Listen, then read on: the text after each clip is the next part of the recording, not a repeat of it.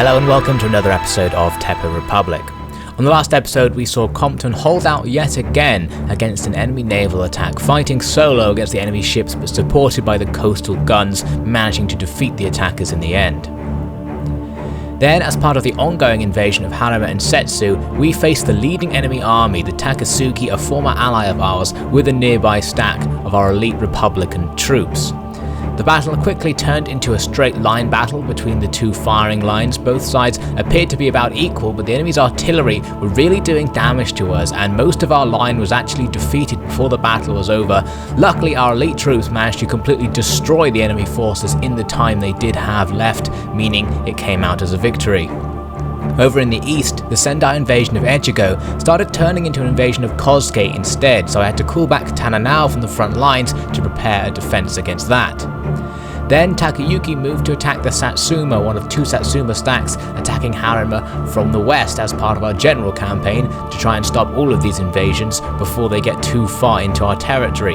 The enemy had a ranged advantage because of their ordnance rifles, but we had superior numbers of artillery and used them to completely destroy the enemy's guns, giving us complete artillery freedom now and the ability to force the enemy to attack our prepared position. Now let's continue.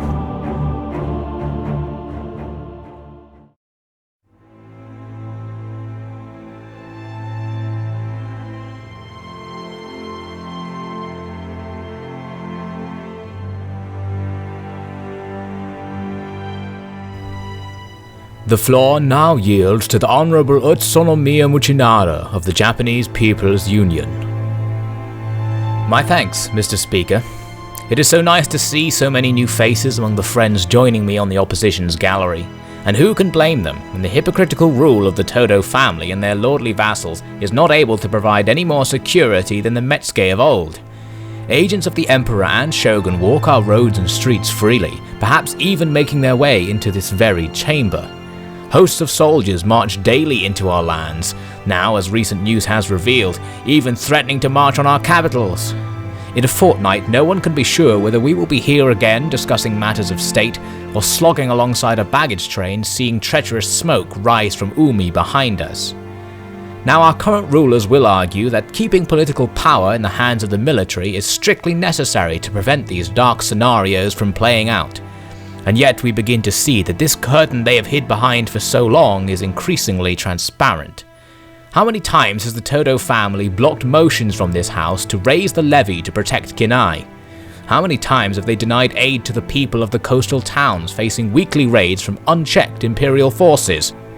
How many times have they diverted key resources to the Western merchants and businesses instead of fulfilling their promise of a common granary for all citizens as we have repeatedly called upon them to do?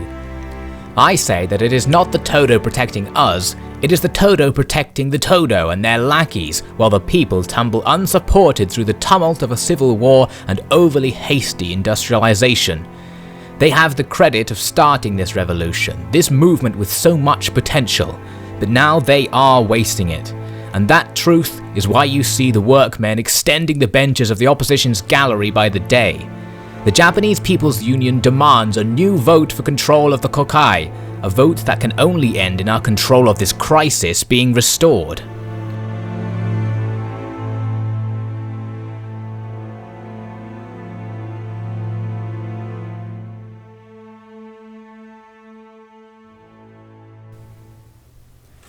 So we're back with Takayuki's battle against the Satsuma. You can see they have decided to leave their mortar teams behind to advance towards our army, and that is because we have destroyed their artillery, now giving us a ranged advantage, so the enemy has to close the distance in order to have any hope of victory. Our artillery is bombarding them, not doing very much damage because their lines are quite thinly spread out, but every now and again a hit is going to reduce their numbers, so it's all good in the grand scheme of things. We're also preparing a defensive formation to receive them with cavalry on the flank on a hill, and across the flat plain the enemy advancing, we've got our sharpshooters looking out, ready to fire at them as they advance. I'm hoping to get a couple of volleys from the sharpshooters and then have them pull back before the main lines actually engage.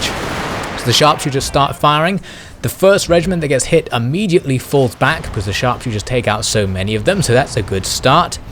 You can see the enemy are leading now with matchlock militants, guys not really suited to being in the vanguard of a charge, especially under artillery and sniper fire. This particular regiment, despite having a good number of its men left, takes a volley, turns around and flees.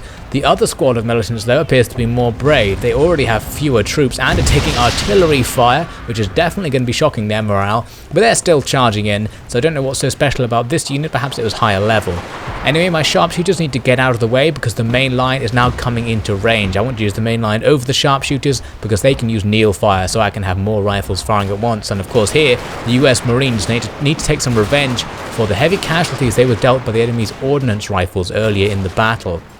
So the enemy has a big mix of units, and the melee ones are going to charge right in front of their own ranged ones. So their ranged guys are going to have their own line of sight blocked in the beginning of the battle, which is great for me, so I can just focus on firing at their melee units. Their cavalry are charging towards my line, and here they get a pretty good charge. I'm too slow to react with these spearmen who are coming in at an awkward angle, meaning that this unit of line infantry takes a full frontal charge and loses a whole bunch of men, although the saber cavalry are now pretty much sacrificed because they'll be bogged down fighting my spears.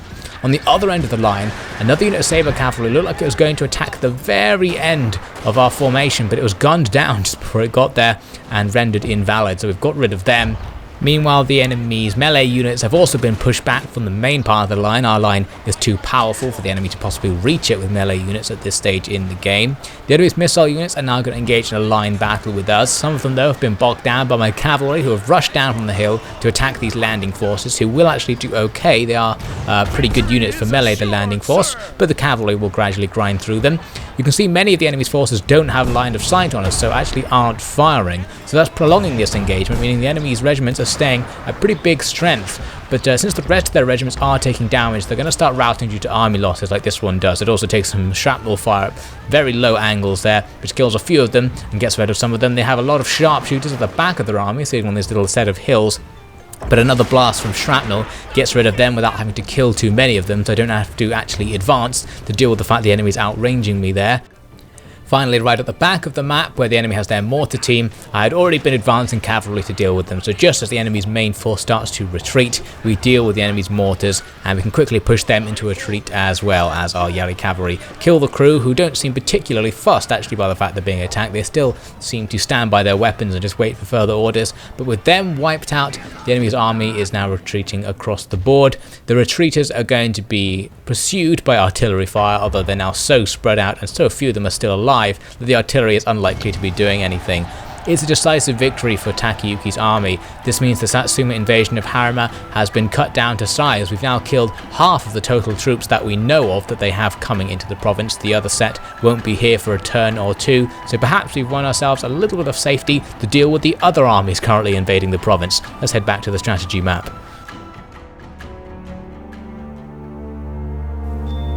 I have to put all the effort I can into this and compel others to do so, for anything I can do to prevent further deaths among Sioux citizens is worth doing.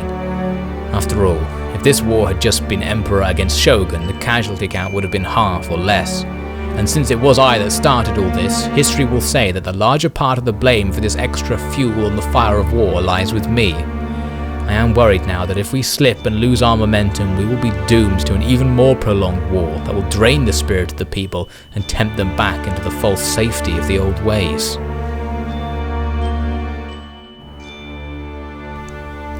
The battle results look pretty good. A couple of hundred men lost, especially the US Marines in the center there, taking pretty significant damage to their regiment, but overall a very nice victory that has the Satsuma army not completely destroyed, but pretty much out for the count. We also captured their mortars. I'm going to send them back to Harima to add to the defensive force there in case it does get attacked. Although so far we've seen every invasion of Harima doesn't actually have Harima itself as the target, they're just coming through it to invade other places.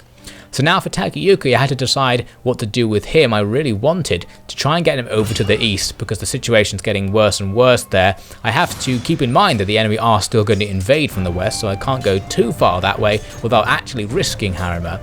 But I'm going to start moving that way for now and see what happens on the way, wiping out that Satsuma army. Just a few cavalry there who survived. So we've gotten rid of them, and now he's going to continue moving east to back up the Sioux armies who are going to be preparing to try and stop these enemy armies we can see here. So we've got 3 of them moving into our territory, 4 if you count this tiny little group here. It's just some levy infantry who are carrying on very bravely with their mission to attack us despite all of their comrades being killed. I'm going to attack them with this large set of artillery that I had sitting in the castle. The artillery, I guess, in order to resolve, will just completely bombard those levies, so we kill them without taking any losses, and then they can easily move back into the castle, just in case the enemy do attack Settsu, which would be very advantageous because Settsu has Osaka Fortress, one of the best castles in the game, very easy to defend if the enemy were to attack it.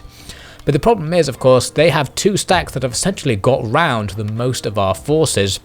So if they really want to attack us, we can't field a full ready army to actually stop them. We'll only have garrison forces and dribs and drabs of troops that I have lying around in central Japan. So it is going to be dangerous as we move forwards. What we can do though is attack the enemy's last army. This Okayama force that has just landed in Harima can now be double teamed by both of the stacks hanging around. The one attacking is in pretty good shape. The reinforcing stack for our side has been battered in a previous battle, so won't be able to take full part in this fight without suffering too many losses to make it a useful force at all. The enemy's army is a weird mishmash of various forces, lots of melee troops in particular, and we have a very clear artillery advantage, especially because we're going to be combining artillery from both of the armies. So I'm hoping to use artillery decisively here. You can see I've already started firing as I form up my army, the enemy too forming up in a very nice defensive position on top of a hill protected by forests. Luckily for me, I take out one of their howitzers immediately. The enemy's artillery is just this howitzer squad. Howitzers are somewhat inferior to Parrot guns, essentially less powerful, slightly less accurate, but still pretty decent, and they have the ability to fire shrapnel shot like the Parrot guns, which can make them deadly. They're also somewhat protected by the forest in front of them, which will make it difficult for me to take them out, even though I do have a huge artillery advantage. So I'm going to use something similar to the tactic I used in the previous battle, where I switched to shrapnel shot and just fire all of my shrapnel at the artillery's crew, hoping to kill them. This tactic actually broke the game, as you can see. The replay didn't like the idea of me just wiping out this artillery unit for some reason, so I managed to reload the replay and skip to after that point, and now it was okay. So only one of the enemy's guns is left at this point, so that's enough to pretty much negate the enemy's artillery. We can just sit here and take up a defensive position, which you can see I'm doing, implementing a nice big echelon using the reinforcement army, which also is going to be bringing in more Parrot guns. So in the end, I have so many artillery pieces firing up at the enemy's hill that the enemy are forced to advance down from it, abandoning their very good position. So this is an excellent development. The enemy's army coming down the hill looks like it's going to advance right towards my first army, so the second army isn't going to be too bothered by the enemy's advance, which is good because that second army was much weaker. So now I've set up the Parrot guns from that second army, and because the enemy are on a hill, they're very vulnerable to shrapnel shot, because shrapnel explodes in cone shapes. So if the enemy have multiple lines that are actually on different heights, it does extra damage, and you can see we take out a massive swathe of enemy troops with a couple of shots there. Huge pile of bodies left behind, and now we can start hitting this dense formation with our traditional Parrot gun shot. Their formation is very close together in terms of the regiments, and the regiments are somewhat loosely spaced, meaning a huge area is covered by the enemy, so we're actually managing to get kills with pretty much all of the shots we're firing into the enemy's formation. Excellent news, we're going to be able to really reduce their numbers before they hit us. Now the enemy were also using a massive heavy cavalry charge towards my right flank. You can see I'm setting up men to defend against this. I've got spears and my own cavalry, but of course my artillery are very vulnerable. The enemy could come around the back and attack me there, so I'm really hoping I'll be able to stop them with what I do have. I send out my unit of cavalry, which manages to catch a couple of the enemy regiments into battle, but this one gets past and it charges right at my United States cavalry, who I had in reserve. These guys are primarily a ranged unit, and unfortunately I didn't have them in skirmish mode, which I assumed I did, meaning they just wait for the enemy to attack and then engage with them in melee. It's not the worst thing in the world, because the United States cavalry, being a very high tier unit, are actually okay in melee despite not specializing in it. Elsewhere, the enemy's cavalry are being bogged down by my own spearmen and my cavalry, which will cause them to be defeated quite rapidly, plus they're going to be backed up by supporting fire from the nearby riflemen. And this unit of cavalry here takes a point-blank volley from my carbine infantry and sharpshooters and is completely wiped out. So mostly the enemy's cavalry have been stopped by this point, Meanwhile, the enemy's army have already been pretty much defeated. You can see they're extremely depleted, still walking towards us though. Their units don't seem to be routing, despite being down to minuscule amounts of strength. Their commanding officer, their general, charges out in front of the army, perhaps to lead by example, but that just means he'll be gunned down first. Back with the United States Cavalry, I've moved in a reserve of matchlock militants to just fire into the melee because my men were starting to be defeated and I really wanted to wipe out these heavy cavalry, and I guess I wasn't too worried about the loss of the United States Cavalry and I was willing to use them as a holding unit. Elsewhere, my Yariki have pretty much defeated the enemy's cavalry, being a superior cavalry unit. I'm pulling back my sharpshooters to begin firing with my main line, but at this point we don't really need to engage in a line battle. The enemy has so few troops left, there's nothing they can do. Their troops are already turning back and running, the survivors are anyway, and their best units, their best line infantry units, didn't even get to fire off shots before the battle was effectively over. So they're getting out of there. Most of the units are routing now, it's just the artillery not routing, but they just suddenly rout out of nowhere. I thought I was going to have to chase them down, but their final gun decides to quit the field, meaning now this is a decisive victory for the Sioux forces. Yet again, you can see a huge path of bodies leading down the hill and towards our line. That battle wasn't really a battle at all. The enemy were almost completely defeated before the majority of our troops even came into range of the enemy. So we've dispatched the Okayama force, meaning our safety in Harima has gone up very slightly, but still we've got a long way to go. And that is how a battle is fought. Hopefully our brothers in the 6th Division, having seen that performance, will manage to pull off a more convincing victory next time. Needless to say, the enemy have been slaughtered to a man at the behest of their foolish commander. Of our losses, most are wounds of varying nature. The worst of the damage was done to our American companions, who seem to have the same sense of reckless bravery as our enemy. Better to have foreigners die if dying has to be done at all. I expect their captain will have more incomprehensible words for me on this matter.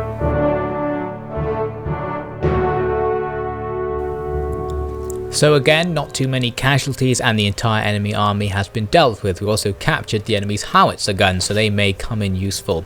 So we've dispatched the enemy's reinforcement army. It's still their vanguard armies that are going to be the real problem, because of course they can still move into our territory.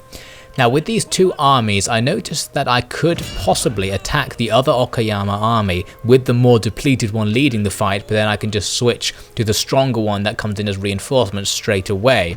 So this is going to give me an opportunity to defeat this army as well, which would leave just a single enemy army going into our territory, and we might be able to just rely on garrison forces somewhere to defeat that army, perhaps in a very hard fought battle. So I'm going to challenge this stack to an engagement with all of our local forces. Unfortunately, it just retreats, retreating even further into our territory. So now we're going to have to just chase it down. I want to leave at least one army behind though, to prevent more armies from coming over from Owaji Island. So I'm only going to pursue with one of my stacks. The howitzer guns are going to go with them for now because I don't have any other good use for them. So, a dangerous situation. We're going to have to wait to see what the enemy army does during the next turn. In the meantime, back on the eastern front, we have the Sendai army moving down into Kosuke, although I'm beginning to wonder if it's actually moving towards Musashi to recapture the shogunate capital. But regardless of what it's doing, Tana now can engage it in battle right now, and they do stand and fight. You can see their army has been heavily depleted by winter attrition that it's taken for several turns as it moved through our territory. And you can also see it's weirdly composed, lots of cavalry there with just a couple of low-grade missile units and low-grade artillery, a very strange combination of units that Tana now should be able to deal with pretty easily. So despite being the attacker, my ranged advantage means I can just set up a defensive formation and begin the battle by bombarding the enemy's position with my artillery. My 3 regiments of artillery will be able to do a lot of damage to the enemy, and you can see I immediately hit their tightly packed centre with shrapnel, which does a lot of damage to those units. So we're going to try and defeat the enemy's infantry with artillery, but really the enemy's strength is in their cavalry. They have big cavalry wings on either side of their army. They could charge across the whole front of my line if they really wanted to and do serious damage, but I'm still going to focus artillery initially on the enemy's infantry just to get them down to size so I don't have to worry about them essentially, so I can focus on doing micromanagement anti-cavalry tactics. So once I've done a bit of damage to those men, I'm going to switch things up. I'm going to have one regiment remain firing at the infantry, whilst the other two focus on the left and right cavalry squadrons respectively, firing at the ones closest to them. Now you can see my line formation is slightly hidden on its right flank, and in this hidden position I've got my spearmen positioned. I'm assuming the enemy cavalry are going to come and attack this flank, so my spearmen are going to pop out and try and defeat them. I've got something similar happening on the left flank where are also forested. I've got sharpshooters hidden here as well, also some ninja sharpshooters hidden just off to the left of the screen who'll be able to fire at the enemy as they come in, and then spearmen to pop out and engage the enemy in melee. Now on this left flank, the enemy first sent forward a single regiment of saber cav, which was a bad decision because that means all of my riflemen will pop out of hiding, gun down half of them, and then my cavalry can just defeat the survivors pretty easily. So they've wasted one regiment of cavalry there, which is good news. On the other flank, they're sending them all in at once, a better plan. I've sent out my own Yariki in a very wide formation in an attempt to stop 2 of their regiments at once, and that manages to work, although they had 4 in total, so I've stopped 2 and 2 more are coming round to the flank. The 2 I've stopped, I'm going to engage with these spearmen, so that'll kill them quite quickly, but it does leave these men here exposed. So the enemy's cavalry now coming around here could be able to rear charge them. It looked for a moment like they were actually going to go and join the melee with my own cavalry, which would have been perfect, but then they decided to charge my men. Luckily I'd already started pulling them back, trying to get them out of the way of the cavalry and throwing in a spear reserve, and it just about works. Some of my infantry get caught, but mostly my spears stop the enemy's cavalry unit and will now be able to kill them in melee, plus my infantry will be able to gun down the guys who did get through at close range. In the centre, the main line battle has begun, but you can see that bobbles in the terrain are just blocking all of the bullets. This means both sides are going to be taking reduced casualties, extending the engagement, which I don't really mind since we're going to win the engagement on the flanks and have numerical superiority, so the longer this goes on, the better. You can see how the enemy have almost no line of sight on me, and the same is true in reverse. The enemy's melee infantry charged over those mounds and were gunned down pretty quickly. This unit of heavy cavalry is going to have an easier time as it comes over the mound very quickly, closing with a limited line of sight.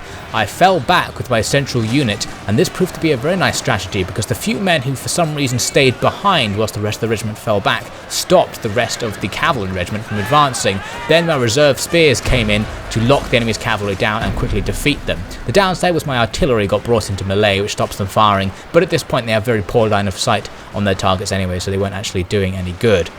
Now on the right flank we've defeated all of the enemy's cavalry, so we've cleared up there and I've got more units freed up to come and engage the enemy's centre. It's a similar deal on the left flank, a couple of groups of dead bodies lying on the floor and my cavalry just finishing off a few survivors. So now it's just up to our centre to defeat the enemy's centre, and because we have numerical advantage in terms of rifles, even though we have bad line of sight, just sheer weight of fire will mean we eventually cut them down before they can do the same to us. The enemy's low morale as well means we don't have to kill very many of them to push them off the field. A final attack with cavalry seals the deal. The enemy starts falling back with its remaining regiments. The battle is ours. So these cavalry will do serious damage to the routing units and try and make sure that the enemy army can't regroup at all after this. There was still a bit of the battle left because I had to send another unit of cavalry to defeat the enemy's wooden cannons sitting at the back of the map. So they're going to have to do the usual charge across the battlefield, dodging the enemy's shots, relying on a loose formation and inaccurate enemies to get through. Most of them make it through alive and were able to engage the enemy's cannons in melee.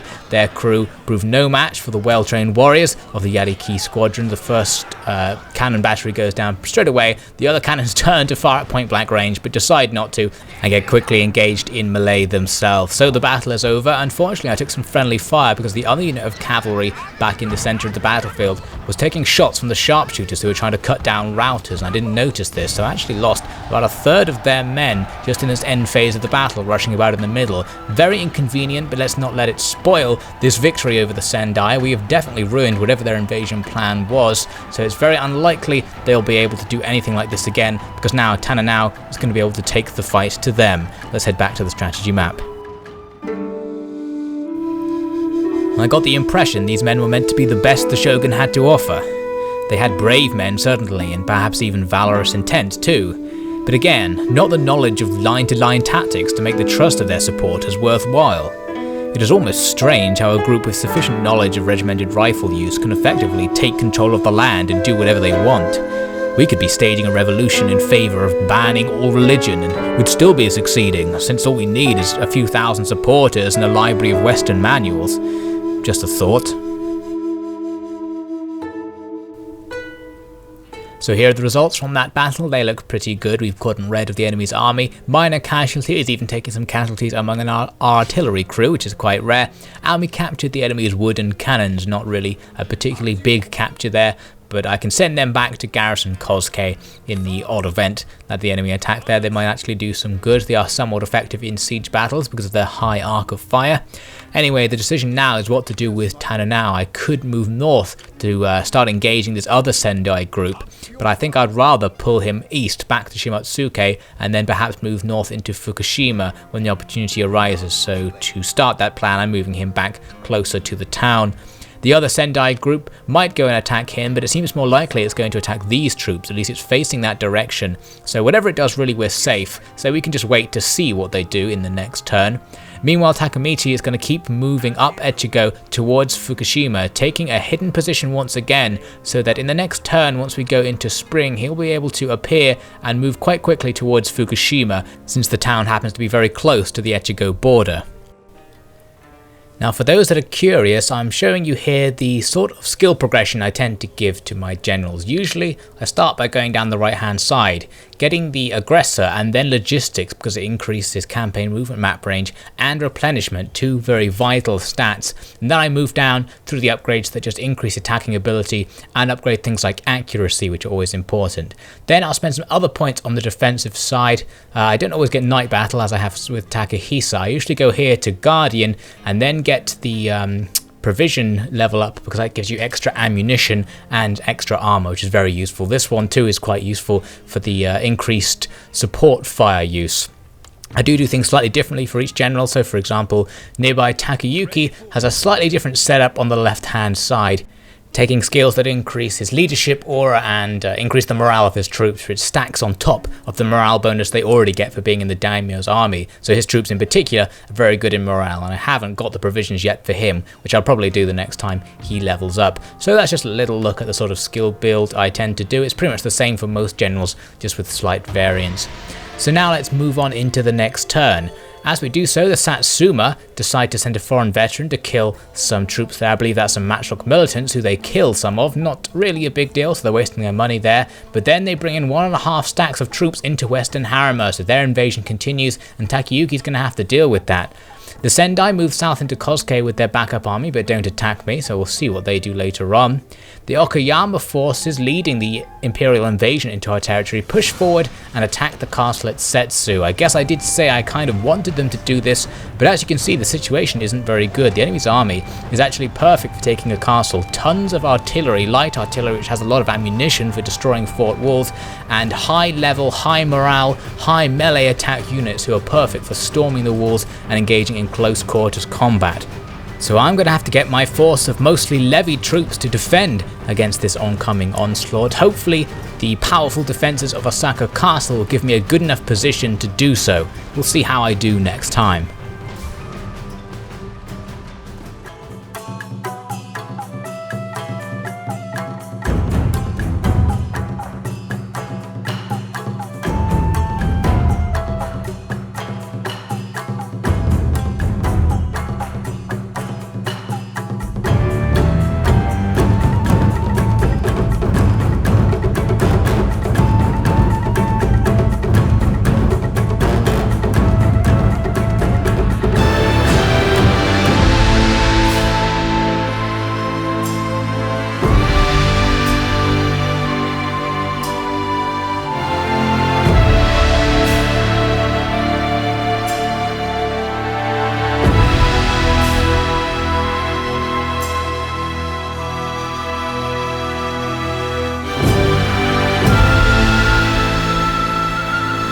So that's all for now. We'll continue to fight for our territory no matter the cost next time on Teppou Republic.